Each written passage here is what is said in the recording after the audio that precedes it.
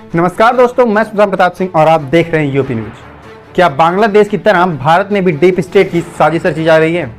क्या अडानी के बहाने देश की इकोनॉमी को नुकसान पहुंचाने की कोशिश हो रही है?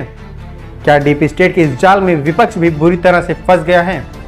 क्या होता है डीप स्टेट जिसके जरिए देश की जड़ों को नुकसान पहुँचाया जा रहा है? जानेंगे सभी सवालों के जवाब, बने रहें इस वीडियो के अंत तक। इंडियन इकोनॉमी के मजबूत स्तंभ बन चुके गौतम अडानी पर आरोप लगाना और विपक्ष को इसी मुद्दे को लेकर संसद में प्रदर्शन करना कहीं डीप स्टेट की साजिश तो नहीं है? आइए सबसे पहले जानते हैं कि डीप स्टेट होता क्या है। मीडिया रिपोर्ट्स के मुताबिक कई विदेशी ताकतें दूसरे देशों में डीप स्टेट की कोशिशें लगातार जारी रखती हैं। डीप स्टेट अपने आप में अवैध नेटवर्क से स्थापित एक गुप्त सरकार होती है जो सत्ता के खिलाफ अपने और विदेशी एजेंडे के मुताबिक काम करती है। सीधे शब्दों में कहें तो यह अपने ही देश व सरकार के खिलाफ साजिशों से जुड़ी होती है। इसके लिए बाकायदा कुछ लोगों को विदेशों से फंडिंग तक होती है। डीप स्टेट का मकसद किसी देश की मौजूदा सरकार को अस्थिर करना व संबंधित देश के हालात को हर तरह से खराब करने की कोशिश करना होता है। वह इकोनॉमिक, सोशल या सिविल वार जैसे प्रयासों में से कुछ भी हो सकता है।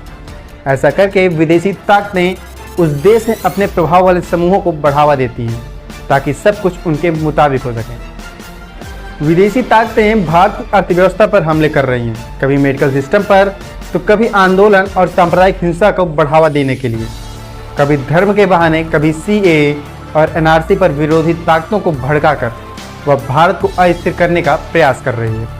इससे बांग्लादेश की तर्ज पर भारत में भी डीप स्टेट के प्रयास तेज होने की आशंका बढ़ाई गई है। इसका अंदाजा इस बात से भी लगाया जा सकता है कि विदेशी ताकतें सीधे भारत की अर्थव्यवस्था पर हमले कर रही हैं और इसमें उन्होंने मोहरा बनाया भारतीय अर्थव्यवस्था के मजबूत स्तंभ बन चुके गौतम अडानी को। अडानी ग्रुप पर पहले अमेरिकी रिसर्च कंपनी हिंडनबर्ग का हमला और फिर अब अमेरिकी न्याय विभाग का अडानी समेत उनके परिवार पर गंभीर आरोप लगाना, जिसके अगले ही दिन अडानी व उनके परिवार के खिलाफ कोई मामला न होने की बात करना और इन्हीं आरोपों की बदौलत अडानी ग्रुप के शेयरों में भारी गिरावट का दर्ज होना, यानी भारतीय अर्थव्यवस्था को तहस नहस करने की खतरनाक साजिश रची गई। इतना ही नहीं, उन्हीं रिपोर्टों को आधार बनाकर लगातार संसद से सड़क तक विपक्षी पार्टियों का हंगामा करना क्या भारत में डीप स्टेट की साजिश का हिस्सा तो नहीं? क्या विपक्ष भी डीप स्टेट के विदेशी जाल में फंस चुका है? ये ऐसे तमाम सवाल हैं जो मौजूदा परिस्थितियों और क्रमवत घट रही घटनाओं से स्वयं पैदा हो रहे हैं। मीडिया रिपोर्ट्स के मुताबिक भारत में डीप स्टेट करने का प्रयास आज से नहीं हो रहा, बल्कि यह 7 से 8 वर्षों से जारी है।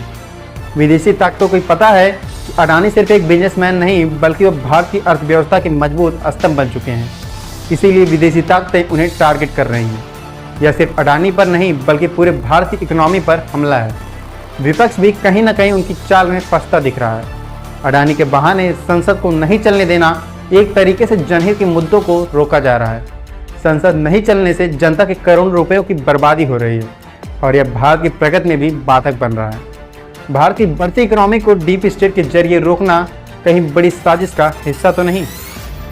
क्या विपक्ष का विरोध प्रदर्शन डीप स्टेट की ही चाल तो नहीं? आपको क्या लगता है? कमेंट करके जरूर बताएं और वीडियो इन्फॉर्मेटिव लगे तो वीडियो को लाइक और शेयर करें।